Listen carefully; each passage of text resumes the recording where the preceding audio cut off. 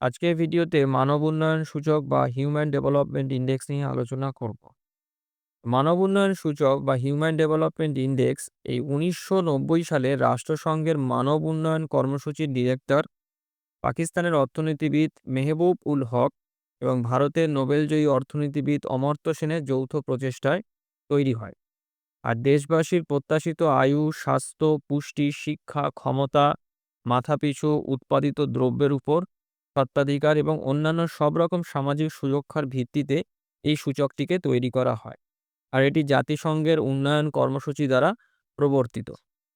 এবারেতে এই মানব উন্নয়ন সূচক বলতে কি বোঝায় সেটা আমাদের জানতে হবে। তো মানব উন্নয়ন সূচক হলো একটি যৌগিক সূচক যা স্বাস্থ্য, শিক্ষা, জীবনযাত্রার মান বিবেচনা করে কোনো দেশের উন্নয়নের অবস্থা পরিমাপ করে থাকে। আর এটি কোনো দেশের স্বাস্থ্য, শিক্ষা ও আয়ের ভারসাম্য তৈরির পাশাপাশি উন্নয়নমূলক নীতি নির্ধারণেতে সহায়তা করে। আর এই সূচকের যে স্কোর সেটা 0 থেকে 1 এর মধ্যে থাকে। ১ এর কাছাকাছি থাকা মানে হচ্ছে উন্নত, মানে দেশটা উন্নত। আর 0 র কাছাকাছি থাকা মানে দেশটি পিছিয়ে বা অনুন্নত। অর্থাৎ মানব উন্নয়ন সূচকে যে দেশের স্কোর ১ এর কাছাকাছি থাকে সেগুলো খুব উন্নত দেশ হয়ে থাকে। আর যে সমস্ত দেশের স্কোর ০ বা 0 র কাছাকাছি থাকে সেই সমস্ত দেশ অনুন্নত হয়ে থাকে। এবারেতে দেখো এই যে মানব উন্নয়ন সূচক আছে এটাকে ক্যালকুলেশন কিভাবে করা হয়। তো মানব উন্নয়ন সূচক হচ্ছে ৩ টে নির্দেশকের সমষ্টি। তার মধ্যে কি, কি আছে? প্রত্যাশিত আয়ু বা লাইফ এক্সপেক্টেন্সি, শিক্ষার মান বা এডুকেশন ইনডেক্স, আর মাথাপিছু আয় বা পার ক্যাপিটা ইনকাম। আর এই ৩ টে সূচকের ভিত্তিতেই এই মানব উন্নয়ন নির্ণয় করা হয়ে থাকে। আর মানব উন্নয়ন সূচক এই প্রত্যাশিত আয়ু সূচক, তারপরে শিক্ষা সূচক এবং আয় সূচকের গুণফলের গুণফলের ঘনমূল থেকে পাওয়া যায়। অর্থাৎ দেখো এখানটাতে একটু বলে দিই। তো ৩ টে তো প্রধান নির্দেশক।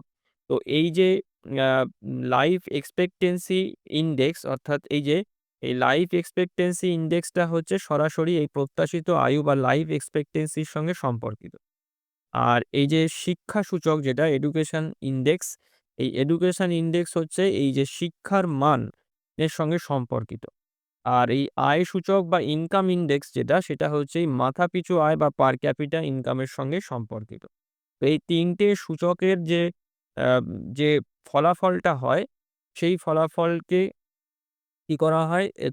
সেগুলোকে গুণ করা হয় এবং সেই গুণফলের ঘনমূল করা হয়ে থাকে। তারপরেতে এই মানব উন্নয়ন সূচকটা পাওয়া যায়।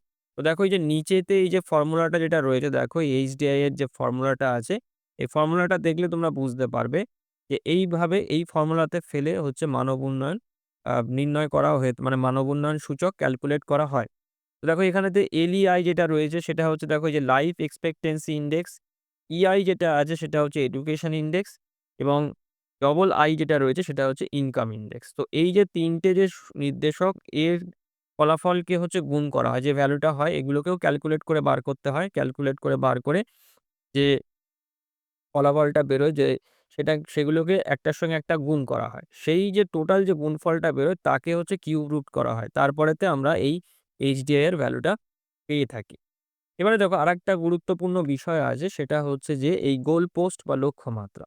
সেটা কি? দেখো এই ২০১১ সালে এই ইউএন মানব উন্নয়নের প্রতিবেদনেতে এই এইচডিআই নির্ণয় করার ক্ষেত্রে একটা লক্ষ্যমাত্রা বা গোল পোস্ট ঠিক করে দিয়েছে।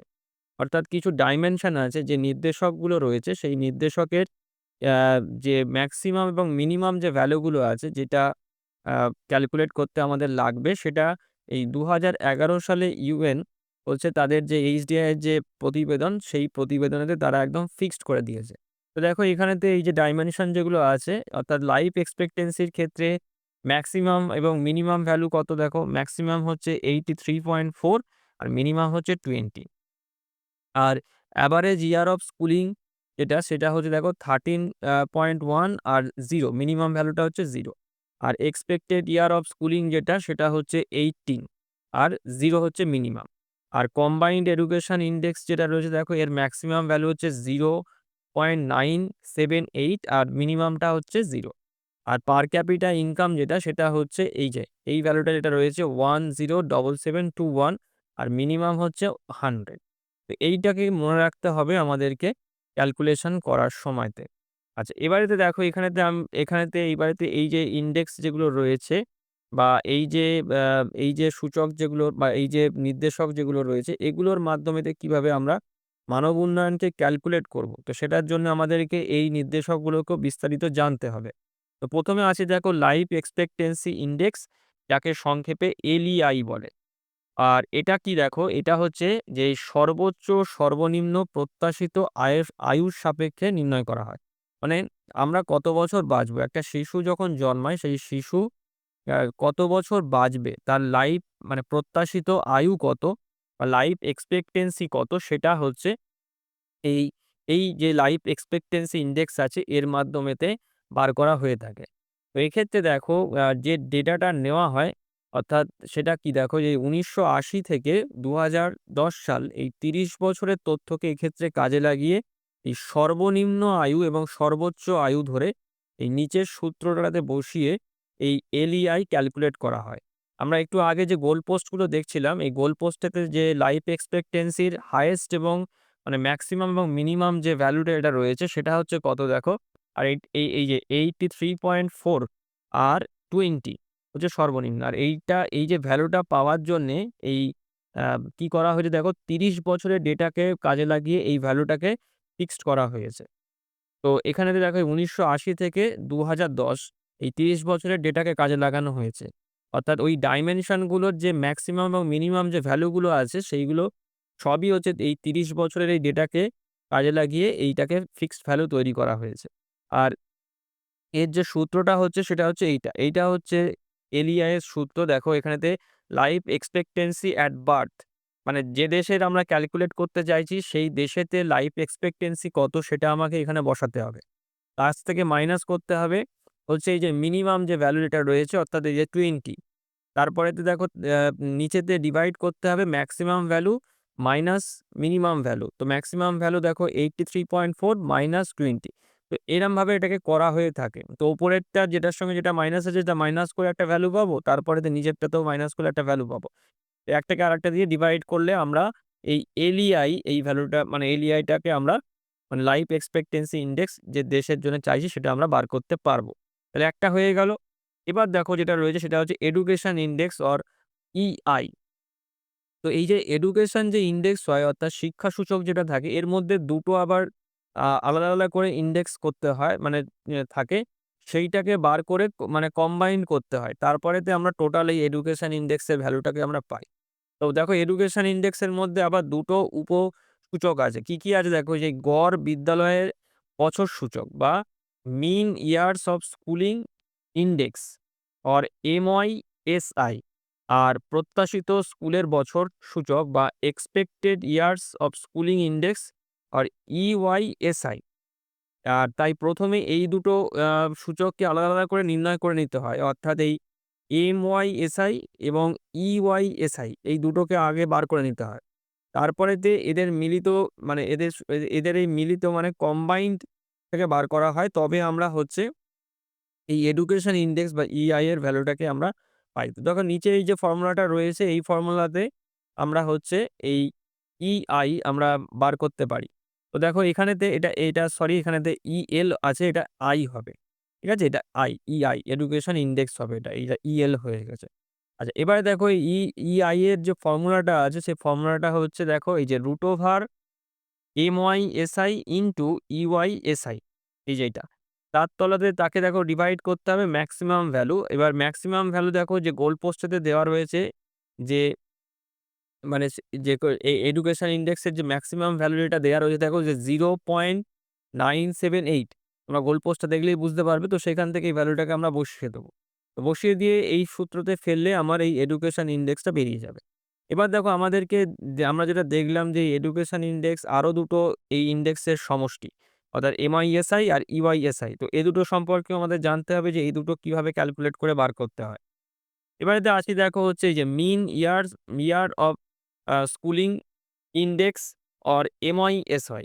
তো এটাই দেখো যে কি বলা হয় দেখো এই ইনডেক্সেতে যে গড় বিদ্যালয়ের বছর বলতে বোঝায় যে ২৫ বছরের কোনো যুবক বা যুবতী ঠিক কত বছর বিদ্যালয়ে কাটিয়েছে। মানে একটা যেকোনো দেশেতে ধরো একজন ২৫ বছর বয়সের যুবক বা যুবতী, সে তার মানে জীবনেতে কত বছর সে স্কুলেতে কাটিয়েছে। তার স্কুলিংটা কত বছর হয়েছে সেইটা। তো এই ক্ষেত্রে দেখো এই ইনডেক্সেরও সর্বনিম্ন মান হচ্ছে 0 এবং সর্বোচ্চ মান হচ্ছে 13.1 ধরা হয়ে থাকে। আর এক্ষেত্রেও দেখো ১৯৮০ থেকে ২০১০ এই ৩০ বছরের এটার সমন্বয়ে এই যে ফিক্সড মানটাকে ঠিক করা হয়েছে সর্বনিম্ন এবং সর্বোচ্চ মান। আর তারপরেতে দেখো এই যে ফর্মুলাটা আছে এই ফর্মুলাতে বসিয়ে হচ্ছে এটা ক্যালকুলেট করা হয়। দেখো যে mean year of schooling of a country. তো যেকোনো দেশের হচ্ছে সেই দেশের ২৫ বছরের বয়সের ছেলেমেয়েদের যে গড় স্কুলের বয়স কত সেটা এখানেতে বসানো হয়। তার থেকে মিনিমাম ভ্যালু যেটা আছে 0 কে মাইনাস করা হচ্ছে। তারপরে নিচেতে দেখো ম্যাক্সিমাম ভ্যালু আর মিনিমাম ভ্যালুকে একে অপরের থেকে মাইনাস করে আল্টিমেটলি এটাকে ডিভিশন করলে আমরা MYSI এর ভ্যালুটা আমরা পেয়ে যাব। তারপরেতে দেখো আরেকটা যেটা রয়েছে সেটা হচ্ছে যে expected years of schooling index or UISI. তো ইউআইএসআই বলতে যেটা বোঝানো হয় দেখো যে প্রত্যাশিত বিদ্যালয়ের বছর, মানে একটা ৫ বছরের ঊর্ধ্বের শিশু বিদ্যালয়ে কত বছর অতিবাহিত করেছে। তো এক্ষেত্রে দেখো এই একই রকমভাবে ১৯৮০ থেকে ২০১০ সালের ৩০ বছরের তথ্যকে কাজে লাগিয়ে এই সর্বোচ্চ এবং সর্বনিম্ন মানকে ঠিক করা হয়েছে। আর এই ইনডেক্সের সর্বোচ্চ মান হচ্ছে ১৮ আর সর্বনিম্ন হচ্ছে 0। আর ফর্মুলাটা হচ্ছে এইটা দেখো নিচের এই ফর্মুলাটা যেটা রয়েছে, এই ফর্মুলাতে ফেলে হচ্ছে এই expected year of schooling index calculate করা হয়ে থাকে। এই দুটো হয়ে গেল। এবার এই দুটো হয়ে যাওয়ার পরে এই দুটোর ভ্যালুকে একসঙ্গে কম্বাইন করে আমরা এডুকেশন ইনডেক্সের ভ্যালুটাকে পেয়ে থাকি।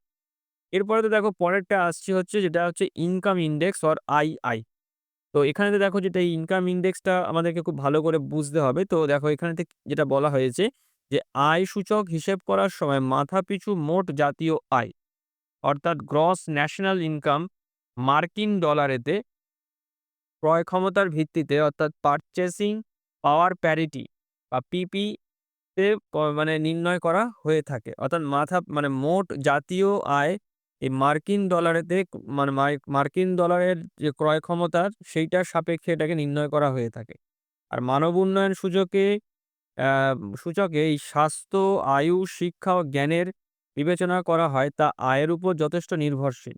মানে আ মানে কোনো মানুষের ইনকামের উপরেতে আ এই যে স্বাস্থ্য পরিষেবা বা তার আয়ু, শিক্ষা বা জ্ঞানের যে বিষয়গুলো যেগুলো রয়েছে এগুলো অনেকটা নির্ভর করে থাকে। তো সেই কারণেতে এই আয়কে মাপকাঠি ধরেই এগুলোকে বিবেচনা করা হয়। আর সেজন্যে এই মোট জাতীয় আয়, মানে একটা দেশের মোট জাতীয় আয়কে নির্ণয় করার সময়তে কি করা হয় না এই লগারিদম ব্যবহার করা হয়। আয়ের লগারিদমকে ব্যবহার করা হয়।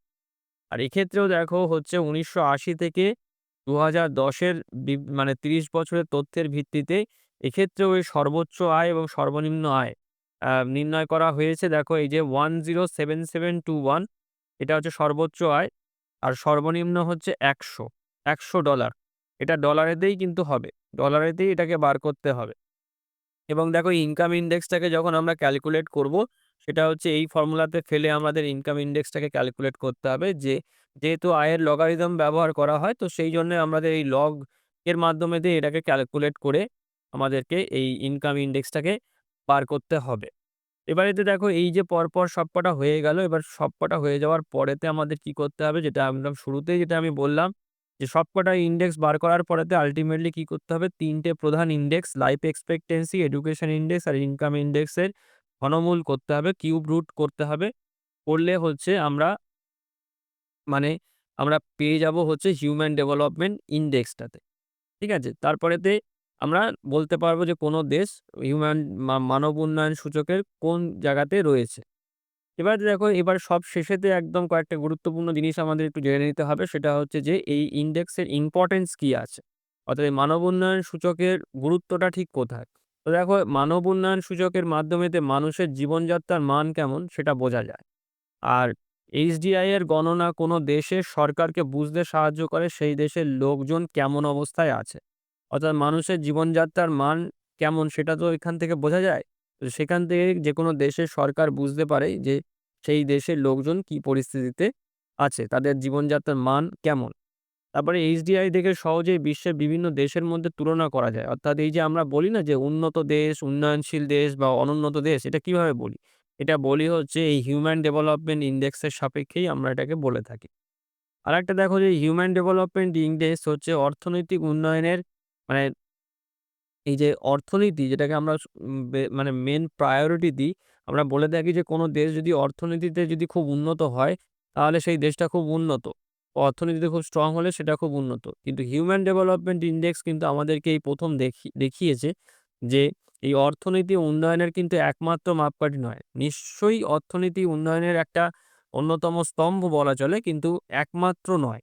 তার কারণটা হচ্ছে এর পাশাপাশি মানুষের সুযোগ, ক্ষমতা মানে সক্ষমতা, মানসিক বিকাশ, এই যে বিষয় যেগুলো আছে মানুষের সঙ্গে মানে যুক্ত যেগুলো, সেগুলোও হচ্ছে উন্নয়নের অন্যতম অংশ। মানে এই হিউম্যান ডেভেলপমেন্ট ইনডেক্স এর ক্ষেত্রে শুধুমাত্র অর্থনীতিকে গুরুত্ব না দিয়ে আ মানুষের আ মানে মানুষের আ আরো অন্যান্য যে সমস্ত বিষয়গুলো আছে যেগুলো মানুষের জীবনযাত্রার সঙ্গে মানে ওতপ্রোতভাবে জড়িত, সেগুলোকেও এই ইনডেক্সের মাধ্যমে তো দেখা হয়। যেরকম এই শিক্ষা, স্বাস্থ্য ইত্যাদির মতন যে সমস্ত বিষয় যেগুলো রয়েছে সেইগুলো।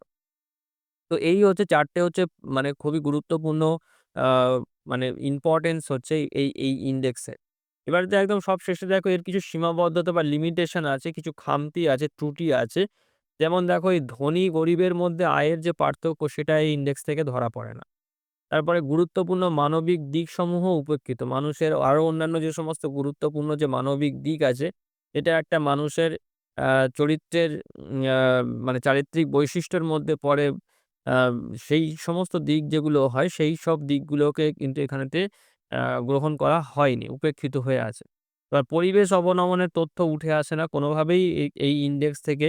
কোন দেশের যে পরিবেশ সংক্রান্ত যে সমস্ত বিষয় যেগুলো আছে, সেগুলো কিন্তু বুঝতে পারা যায় না।